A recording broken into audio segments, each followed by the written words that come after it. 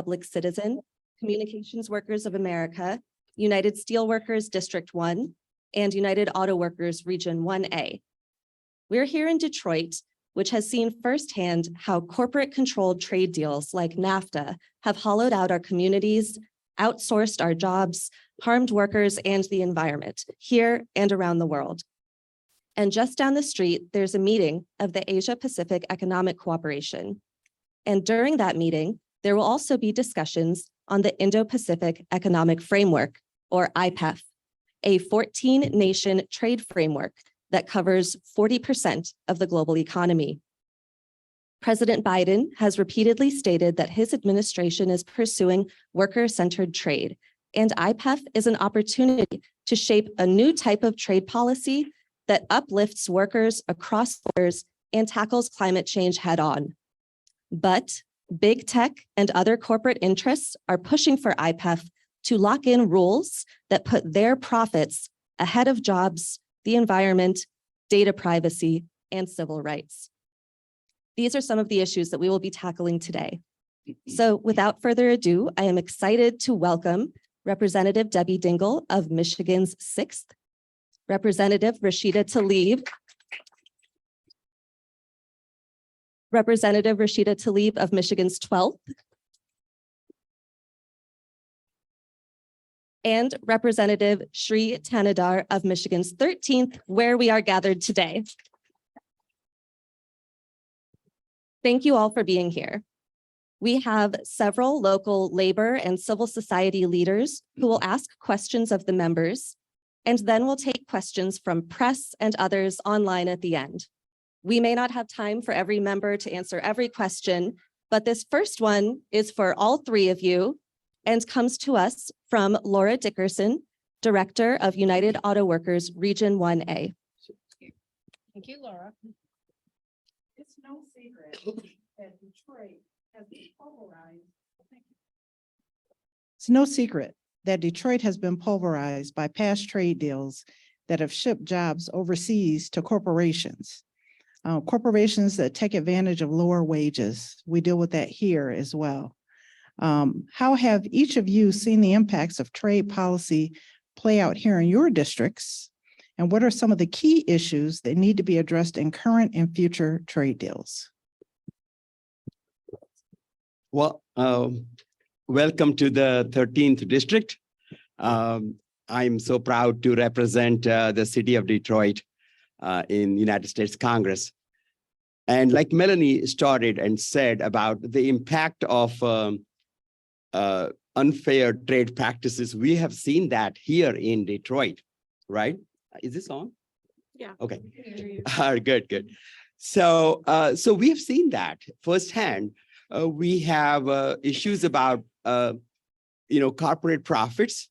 We have issues about outsourcing of our jobs to Mexico and other places. Obviously, corporations focus so much on their bottom line. And who loses out is the worker.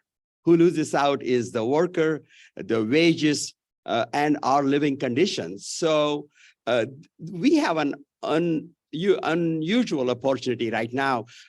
Everybody looks up at United States as the economic power, and we need to negotiate well. We need to leverage our economic power for the benefit of our workers. And as we lift up our workers in terms of wages and in terms of working conditions, we need to lift up workers of all of the world. We can't do this in isolation just in the United States, because then everybody else corporations and that greed is exploiting workers in outside, and that impacts the livelihood of our workers. So we need to, using our leverage as the economic power of the world, we need to negotiate fair deals. We need to negotiate good deals and ensure that there are teeth in those negotiations and in those agreements, so that when a foreign country violates that agreement, we can go back and hit them economically, hit them where it hurts. And that's what we need to, these agreements need to be fair deals. And I can't say that United States have always, done a fair negotiations. And we haven't negotiated well in the past, and we can't afford to do that now with 40% of the GDP at stake. I have more to say, but I'm going to refer to my esteemed colleagues here. Thanks, Shri. Thanks, Shri. And first of all, I want to thank all the union partners for being here today, because this is really about working men and women. I want to make that really clear. My regional director, Laura Dixon's here, so she asked first question. I'm very, she's all of ours, but 1A is my home. But it's also nice to welcome Region 9, to see all of you guys here too, and women. But you guys are all guys. I'm just getting in trouble here. I want to thank all of the labor unions, because they do know what's at stake. And Melanie, I want to thank you for bringing us all together. I think that I'm going to, and the importance of this today is the fact that we are seeing part of these conversations happen in Detroit with the trade ministers here. And I'm probably going to get in trouble, which I do, by saying it's great to see people's presence here, but I'm not interested in words. I'm interested in actions. And it's hollow to bring people to, the Midwest is where we have seen the worst impacts of bad trade deals over the last few decades. When NAFTA passed, and I'm very proud to say the man that I was married to was opposed to NAFTA. And TPP was a bad deal. And I'm going to be very blunt, give a warning to everybody. I'm just going to say to everybody, I warned people Donald Trump would win, because I was in the union halls listening to the workers in 215 and 216, and they were worried about bad trade deals that had shipped their jobs overseas and wanted to know that somebody cared about bringing their jobs home. And that I'm going to say to everybody right now as we begin this conversation. Now, these are different trade negotiations. I have strong feelings about whether they should be coming before Congress or not. It's a framework. We'll see where the reality of all of this takes us in the next few months. But I am going to say to you, first of all, I do believe President Biden has done more for working men and women than any president has done in many decades. And when he makes that a center frame, point and center. But I think the pandemic, we've talked about our supply chains have been shipped overseas, and people didn't understand what had happened until we had a pandemic. And we did not have masks, gowns, or gloves in this country. And when that pandemic happened, I was calling people from the auto companies in China, asking them to go inspect that kind of equipment, because our workers were desperate for PPE, but we didn't even know what the quality was of that. And before people were going to spend a couple $1 million to get PPE equipment, we needed to know if it had any quality. And quite frankly, some of it didn't. But it's now not just an economic security for our workers. It's a national security issue. We are too dependent upon other countries, being blunt, in the Asia-Pacific area, and we got to bring those jobs home. And so any agreement that is negotiated, as far as I'm concerned, we really have to be paying attention. And labor standards matter and environmental standards matter. Labor stand in the I still call it TPP, and then I call it YMCA, but the UMCA. We did put labor standards in there that we have attempted to use a number of times to allow, people don't understand that we are competing in Mexico where it does not, where they're not allowed to, they have unions, but they aren't allowed to negotiate.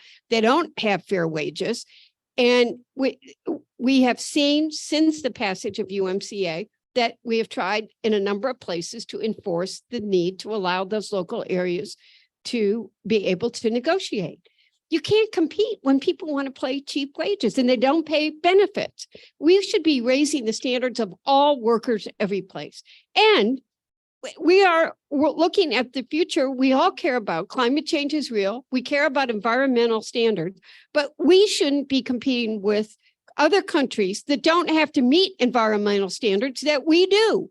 So we need enforceable labor and environmental standards. This may be a framework. I'm going to pay attention to what's negotiated. I trust President Biden. He's a good man. He cares about working men and women. But we got to make sure that everybody that we are dealing with understands what this is about and what really does get discussed. No, thank you so much, Director Dickerson. Really centering in on our district and what's happening right here in our backyard is so important to expose just how broken these trade deals are. It didn't, and this is the piggyback, I mean, it really didn't center on labor rights at all or climate justice around environmental protections. We're competing with countries that don't have the kind of environmental protections we have. And we know we're not even as far along as we should be even in our own country.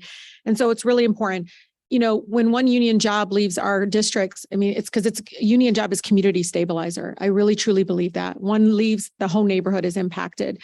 And so as we move forward, we need to understand some of our past mistakes of folks that were in Congress before and others.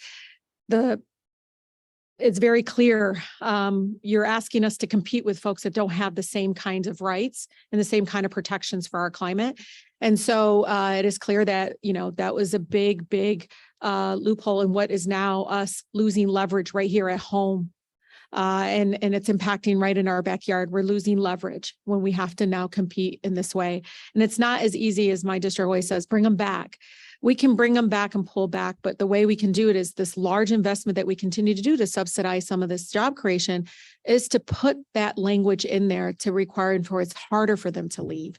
And so that is something that I realize is very, very important. There's also very much a lack of transparency, maybe because I'm new, I don't know, but this stuff is not even published. There's no public input. It's like kind of done in closed doors. That has to change as well. Not kind of. I'm trying to be nice, Debbie. So, okay. Thank you all. Our next question comes from Aisha Siddiqui, a local student. Thank you, Melanie. My question is, President Biden has repeatedly talked about the importance of a new worker-centered model. And the White House advisor Jake Sullivan recently stated that the prevailing assumption was that trade-enabled growth would be inclusive growth, that the gains of trade would end up getting broadly shared within nations. But the fact is that those gains failed to reach a lot of working people. How is IPEF expected to be different from past FTAs? I would let somebody else start. I'm going to start. Yeah, sure. I think it's really important that there is robust, I don't say like whatever, robust labor standards. But I am very pleased to hear the President of Biden's, you know, commitment to not include what we call the investor state dispute settlement system. That is something that, again, is very, very important in regards to future trade deals. And I think that is going to be the difference in regard him moving towards making like more worker center deals. I mean, it's very clear that he's committed to doing that. And, you know, as an attorney, I mean, it's kind of forced arbitration, you know, kind of clause, it really doesn't protect us. And again, it removes our power as community and unions and our power to, again, protect that worker. And so at least we got to move that in that direction. I think I'm really pleased and hopefully he'll follow through on that commitment. I agree with Rashida that I trust President Biden, and he has said he will not sign any trade agreement that does not protect workers. And I believe that that's what he wants to do. And I do know that that's what Joe Biden wants to do because I've talked about this. Rashida's heard me do it when we've had some healthy exchanges. But I just want to make sure the interpretation's the same of what worker protection is. But I also want to say that it's really important, and we've got to make a clear distinction between the IPEF and TPP, which is I did too much trade. So for those of you who don't know, it was the Trans-Pacific Partnership, which is what NAFTA, well, anyway, there are a lot of discussions, but, and in politics, if you're explaining, you're losing, but these differences are critical. What Rashida talked about it in broader terms, but IPEF does not extend big pharma patents, which is a major issue. It cannot and must not ever limit Buy America provisions or procurement terms, or have investor tribunals that promote offshoring. These are all significant differences under consideration that are in these new agreement negotiations.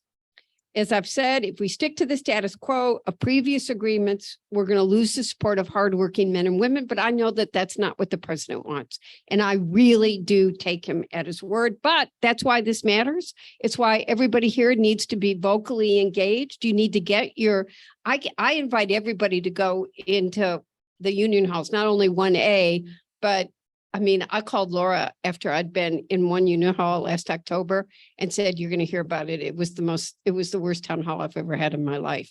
Not that they were mad at me, but workers are worried and they're expressing their concerns. And many of them were retirees. I had a similar experience.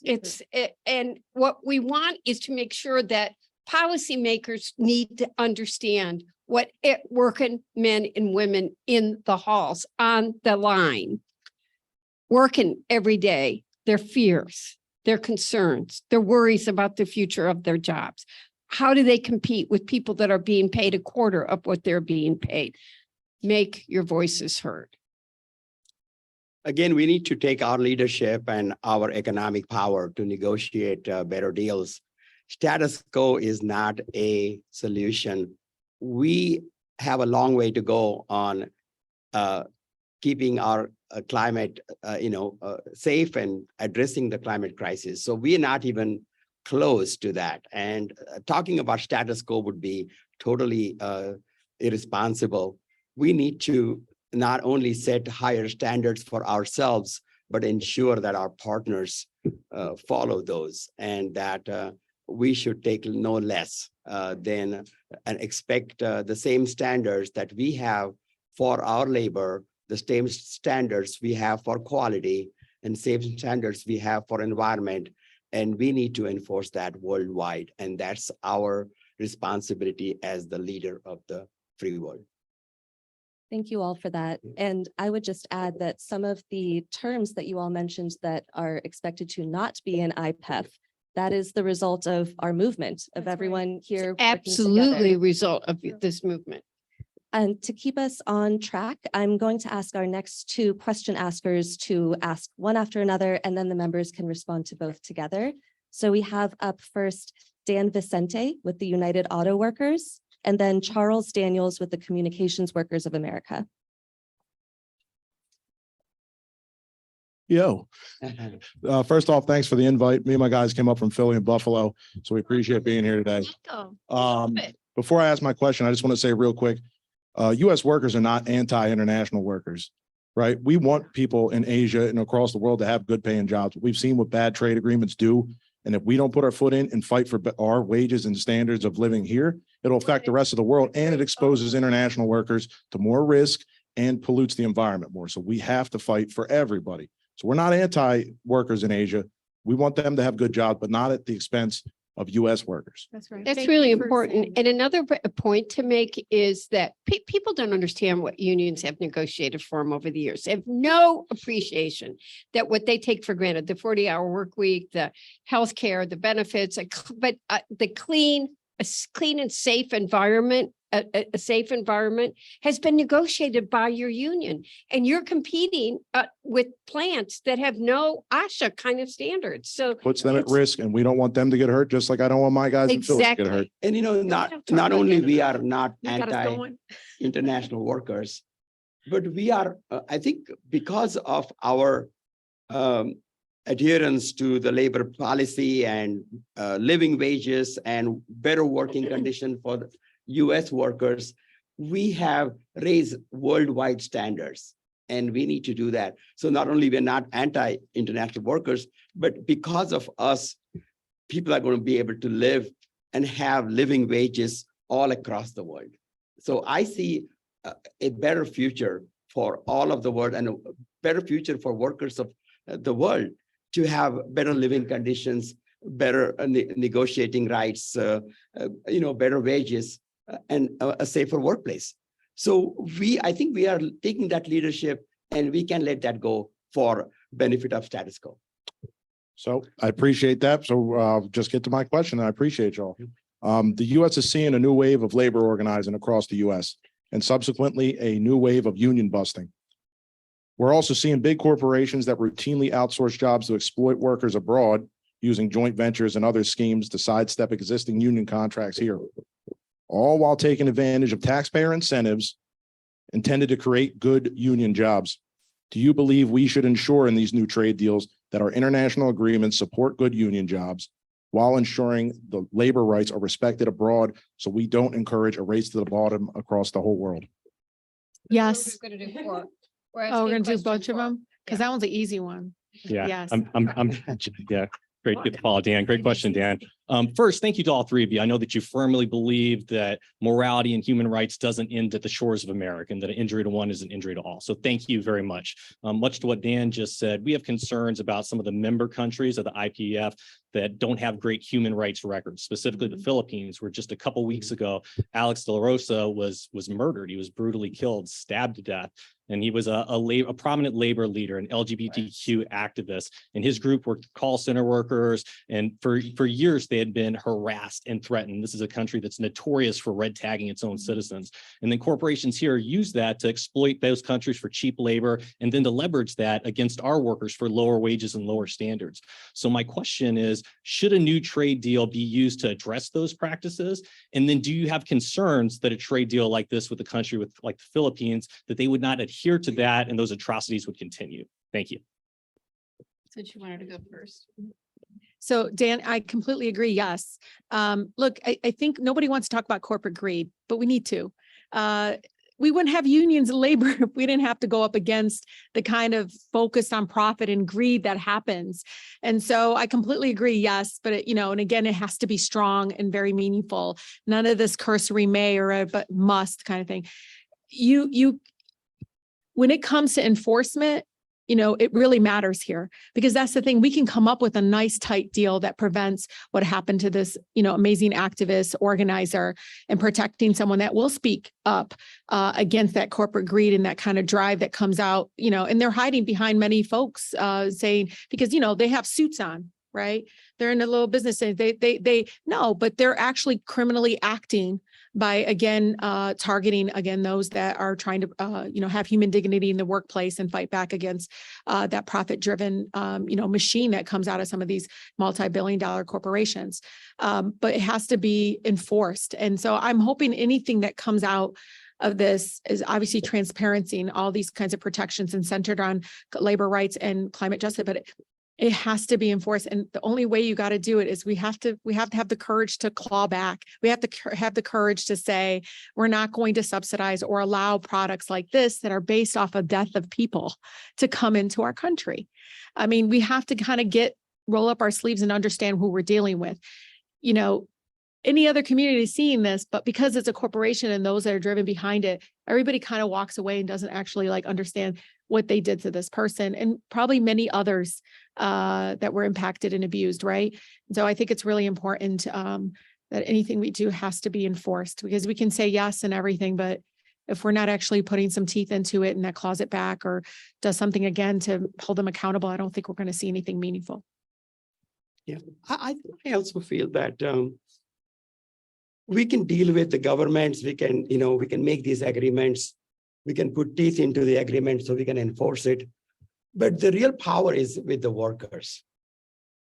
And I think a lot of the achievements that we have in this country benefiting workers is because workers organized, because they got in the streets, because they marched, because they protested, because they organized. And if we can go out, I don't know how we do that. Either we do that through social media or another way. But if we can really communicate directly with the workers of the world, and, so not only we approach it two ways. One is to having a good ironclad agreements that we can enforce. But at the same time, if we can, reach out to the workers of the world and communicate to them the same sense of fairness and fair labor practices, safe working environment, the living wages. If we can bring that concept into the world and communicate that and let them rise, and that would do is it will force those governments and those corporations to address these issues. So I want to be really clear. We cannot and will not turn a blind eye, period. And it's why we need strong labor standards that are enforceable.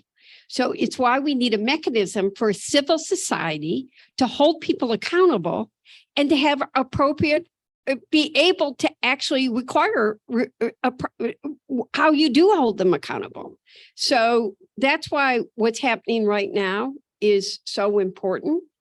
And I do believe that the president wants that and is going to focus on that. But I think raising the issue, having people understand. Who understood that our supply chains had gone overseas except the person that lost their job on a line until we saw the pandemic? We have to raise and educate people about what we're fighting for. Because when we sit here, or I say to somebody, we got to have enforceable labor and environmental standards, it's like gobbledygook. Yeah, sounds good. Yeah, I'm for. We got to make people understand why it matters and what's at stake. Thank you all. That's such a good segue to our next question, which comes to us from the United Steelworkers. They weren't able to make it, but I'll read it on their behalf. The rapid response mechanism in the USMCA has been used to force employers in several Mexican facilities to allow their workers to negotiate and sign real union contracts. Do you think that this mechanism has been successful?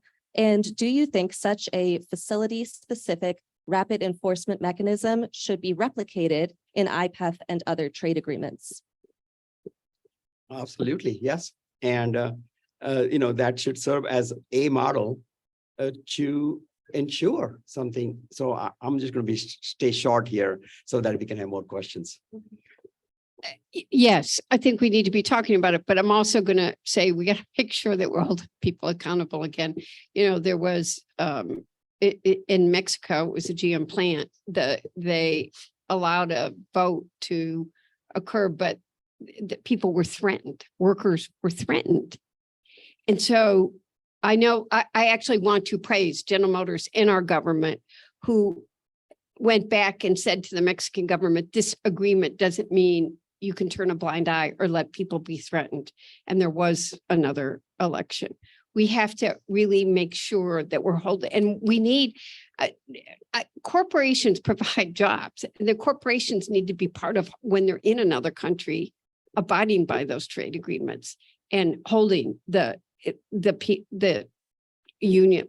I mean, Mexico is a very complicated country, as we all know, but General Motors was an important part of holding their people accountable and asking for another election. And we need to hold corporations accountable too. We need to hold everybody accountable. Yeah, I think worker rights is not complicated though. But I know Debbie agrees completely. Look, enforcement actions have to be timely.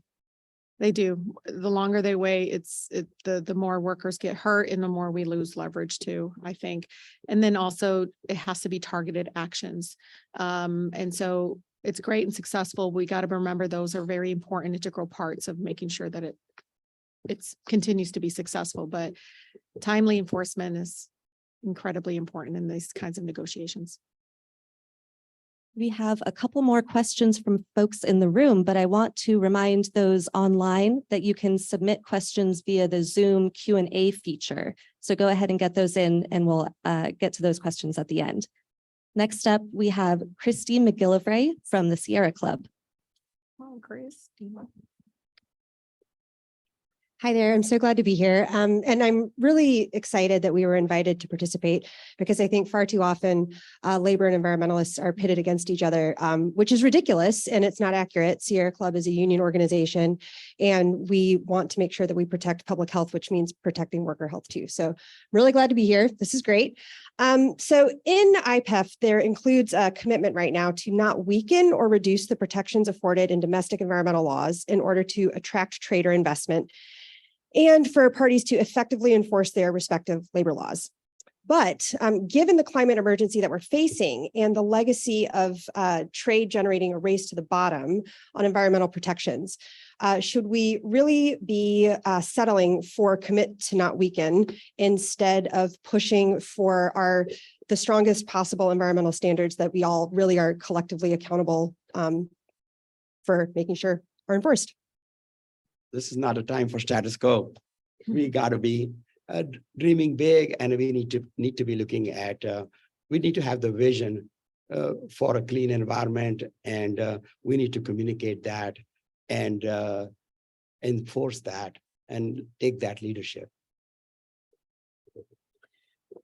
This is why I'm like a broken record. We need enforceable environmental standards like we need enforceable labor standards. Because if we don't have enforceable standards, it's going to put us behind and it's going to put the world behind. This is an opportunity for all of us to work together to achieve environmental goals around the world. And it's a way to establish a template for climate friendly and climate conscious trade where we can help lift everybody. Yeah, I mean, I think I'm so glad you all are here. You know this. I literally grew up in Southwest Detroit. All of my neighbors were union organizers. And at the same time, we're all getting sick from the lack of accountability, which, I always tell IBEW is the one who installs all the mitigation at one of the locations. And to me, it can be an integral part that our union workers are the ones who can help protect our air and protect our land and really address the climate crisis in a very profound way. For me, I think for so many of us that have been watching this continue these kind of environmental standards be violated, it's like we wait for it to be reoccurring. And I hope that we can move away from that and understand that this constantly recurring. If they do it once, I promise you it will happen again and again and again. We're seeing it now in the east side of Detroit with Stellantis on their 8th violation. And so, and again, it's because I don't know who they hired to install the mitigation, the equipment, but it didn't get installed correctly. And they're not putting the investment probably to put real folks that know what they're doing to install those mitigations. But it just has to be actionable, and we can't wait for it to be reoccurring environmental violations. That's something that, again, I know our residents, everybody's asking for that to stop. Our next question comes from Ariana Zwern with Public Citizen.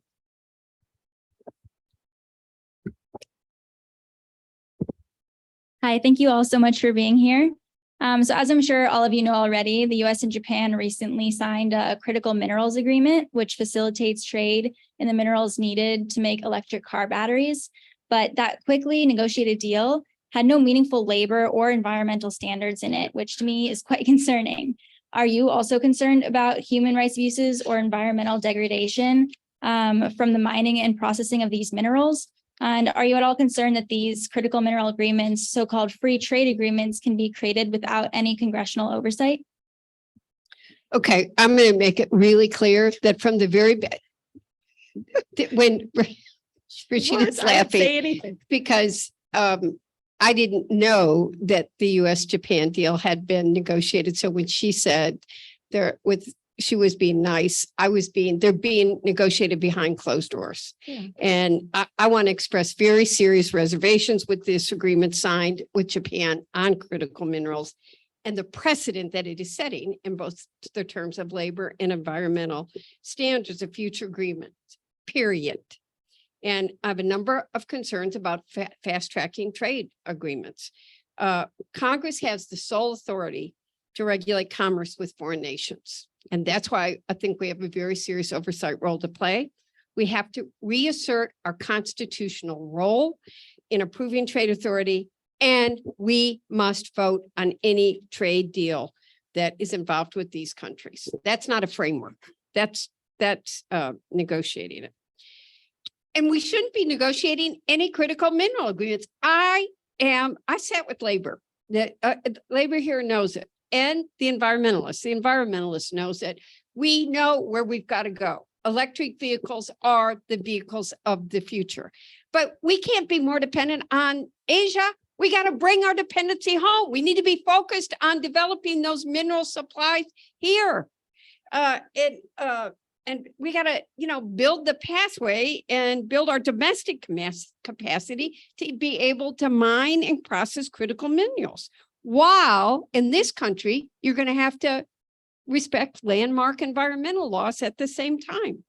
We know we are way too dependent upon China at the moment. We want to bring that here. And we need to ensure that our trade agreements are handled in a manner that doesn't help China more. And there's a lot of chicanery going on, the way that things are being bought into this country. The other thing I'm really concerned about, I mean, we've got to, look, as we're talking about electric vehicles, we've got to make them affordable. That is a reality. Joe Manchin was right, saying we were too dependent upon China.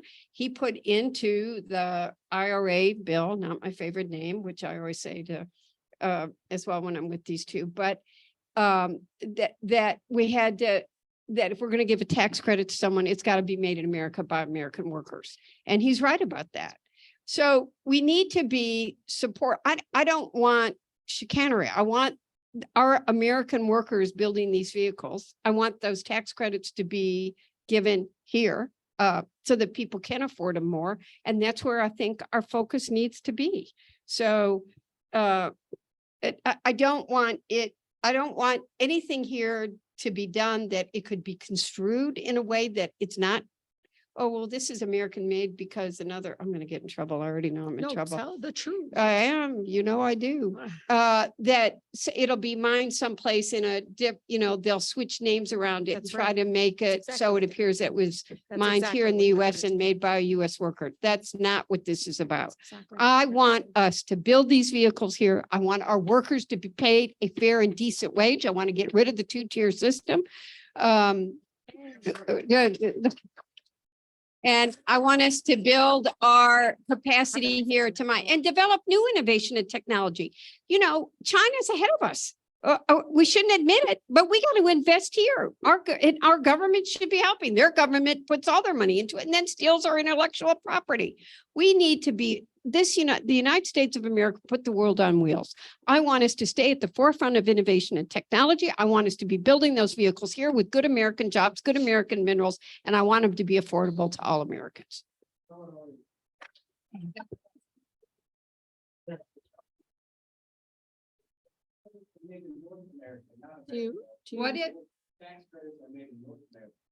Well, that's why we're playing some games. So I'm not playing games. Excuse me. I want to make sure that we're given, quite frankly, it's the way the Treasury interpreted. So what we want and what the purpose of that law is to have it made in America by American workers. Excuse me, Congresswoman Tlaib, would you like No, to go thank you so much. I mean, look, I think it's really incredibly wrong that trade agreements are being done without any congressional oversight, input, or consultation. That's exactly what happened here. It is really sad to see that the agreement says so-called states their intent to uphold labor standards. What the heck does that mean, enforcement wise? And so I really think it's completely unacceptable. I'm always for strong binding language so that, again, we have that leverage, because it seems like we're allowing the loophole to exist. We know exactly what they're going to do. They show us over and over again exactly how they get out of protecting the worker and out of protecting environmental, frontline communities and environmental justice. In this case, allowing us to sit there and have a sacrifice, like these communities are going to be sacrifice zones, y'all. And I don't want to have our country play any part of that.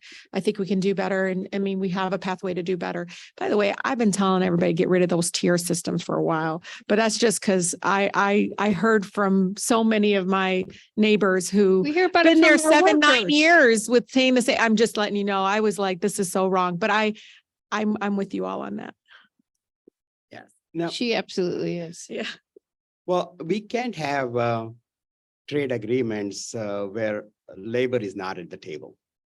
We can't have trade agreements where environment is not at the table. And And we can't have trade agreements that are not approved by the Congress. As simple as that. And, again, I'm going to be short so that we can keep getting more questions. Thank you. Next up, we have Hillary Hayden with the Trade Justice Education Fund.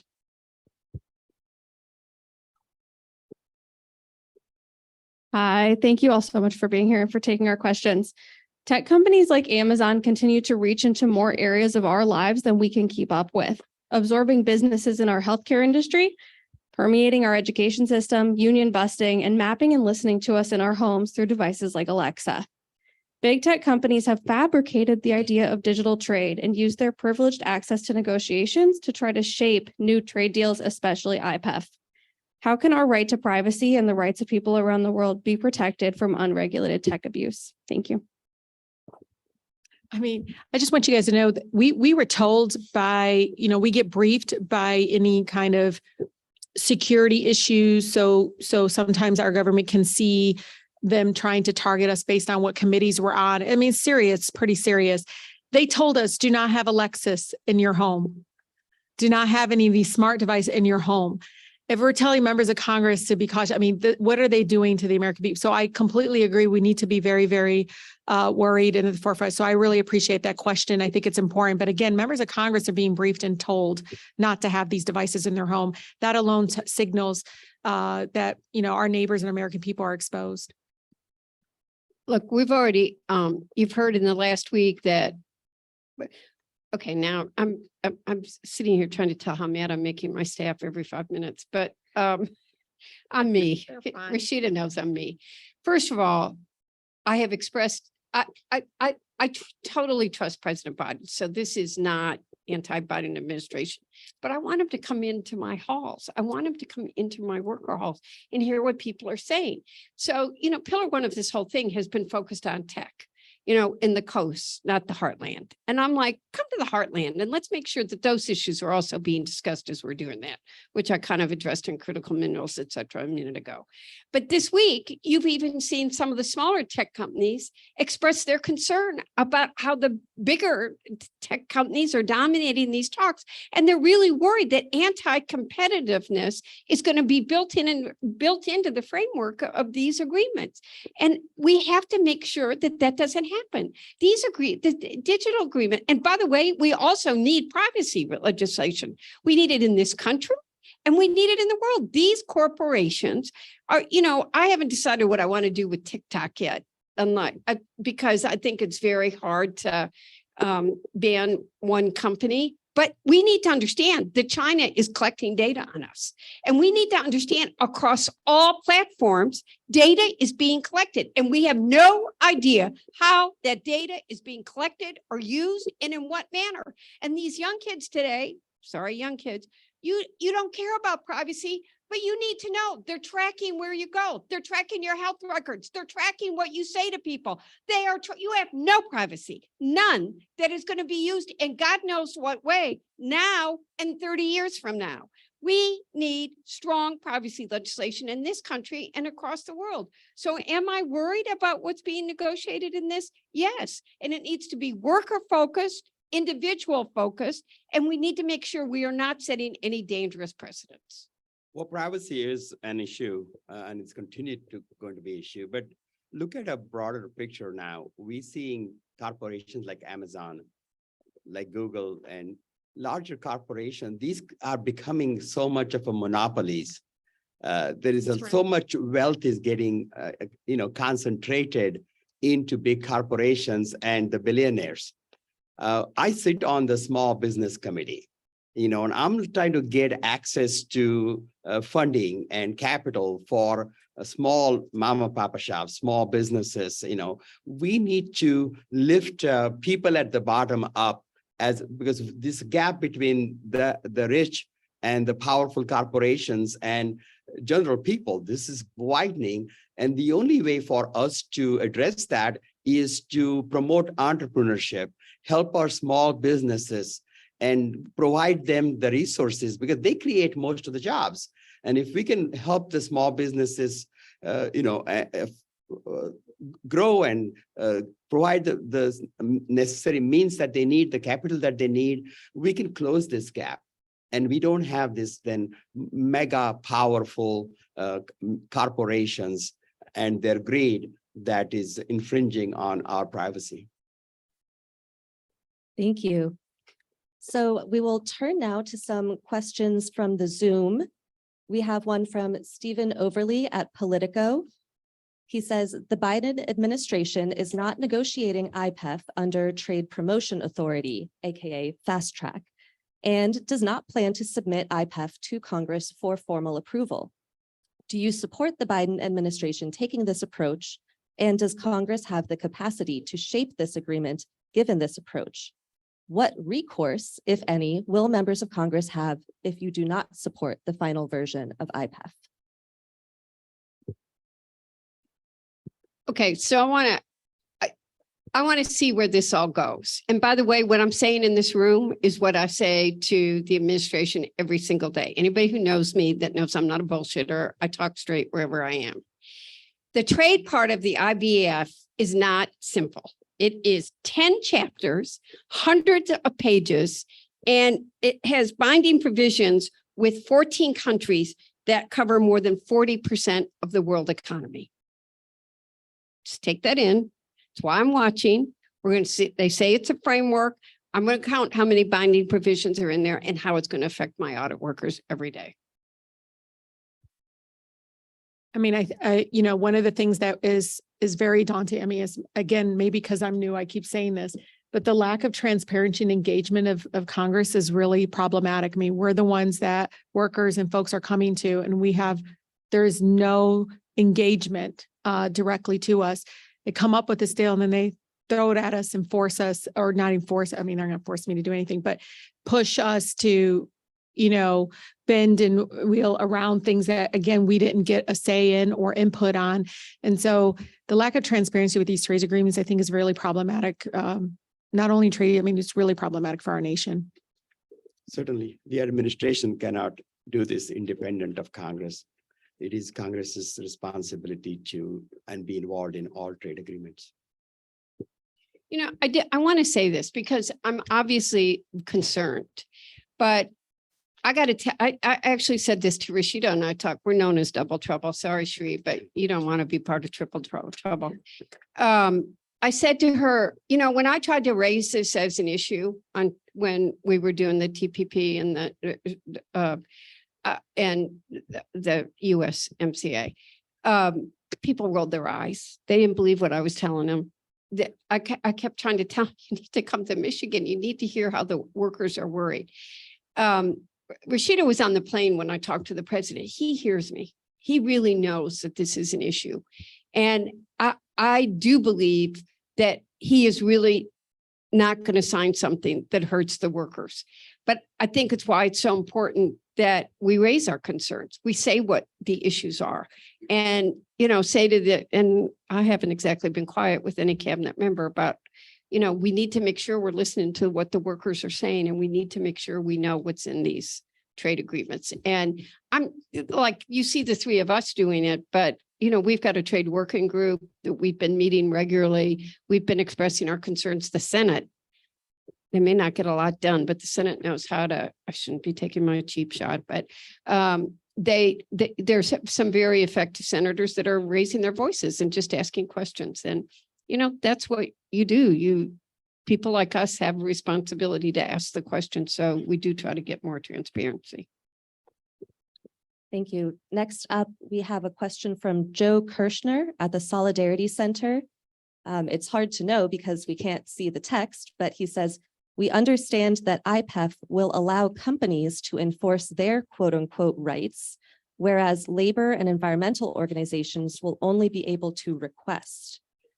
What can you do in Congress to ensure that labor and environmental rights within IPEF can be enforced with the same effectiveness as with the USMCA rapid response mechanism?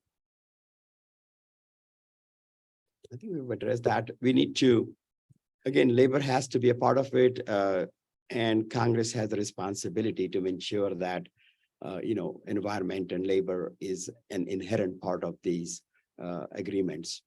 And I think we just need to keep that pressure up on the administration to make sure that we are a partner in these negotiations and any resolution that happens. I mean, it doesn't seem fair or balanced. It has to be binding. How is the worker going to protect themselves, or unions are going to protect themselves if they don't have a right to the same kind of accountability?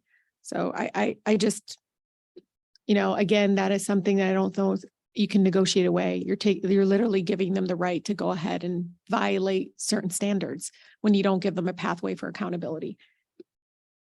This is where Congress has a responsibility to push for accountability in any trade agreement that's being negotiated.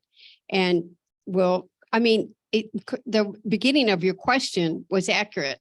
We don't know what's in there, so we don't know that what you said is accurate, but we need to have a full accounting in the Congress about what is being done and hold them and build, by the way, on the USMCA gains. That needs to be what we build from. I know you all have other engagements to get to, but we have just one more question. And this is from the Progressive Democrats of America. Given the secrecy of negotiations and the outsized role that industry has had in shaping the early discussions of IPEF, tech industry. I just Yes. had to get that shot in. So yeah, you can see the recent report from Senator Warren's office on the tech industry access. What role can civil society play that has a real impact in the outcome? What can folks watching do to support efforts to prevent future trade deals from causing the kinds of damage that NAFTA and the WTO caused here in Detroit and around the world?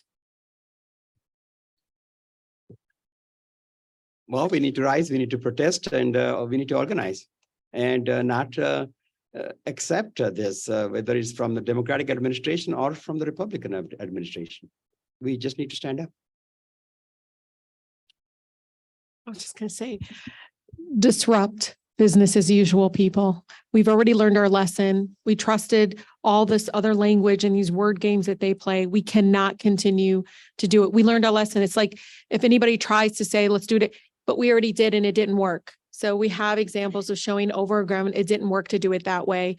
It didn't work to not give the legal binding putting the legally binding agreement in there to protect the workers. It didn't work to allow it to recurring client. It doesn't work. And so we got to disrupt the business as usual and show again that we historically did it the way those folks are going to come back probably and show us, and it didn't work. And so again, we have to push and demand more. I can tell you many of your members, this is the time for you to engage, but many members will not be even talking about this or thinking about this like we do all the time because of where we're at. I mean, we're literally in the headquarters of I grew up in a neighborhood where for us to build one car, 7 trucks had to come through my neighborhood off the Ambassador Bridge. And so I've seen the impact and it's been our daily lives, but many members are going to wait until that deal comes before them and have no idea that these are issues that you all care about. This is a very complicated deal.